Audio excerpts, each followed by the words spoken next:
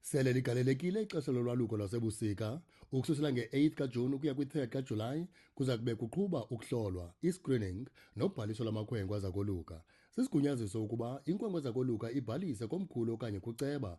Ikwenze oko iphelekwe ngumzali okanye umntu oyikholisayo. Kufuneka iphathe isazisi esiqinisekisiweyo. Amakhankatha neengcibi kulindeleke ukuba nabo babhalise ngokugunyaziswa ngumthetho olawula ulwaluko kuzwelonke. Qaphela, olu xwebhu lutyikitywayo aluthengiswa. Kufuneka babe kanti baqeqeshiwe liSebe lezeMpilo. Ngaphandle koqeqesho abavumelekanga ukuba bangolusa. Iziyobisi notywala azivumelekanga esuthwini. Amakhwenkwe aza koluka mawasele amanzi phambi kokuba aye esuthwini naxa sele esesuthwini.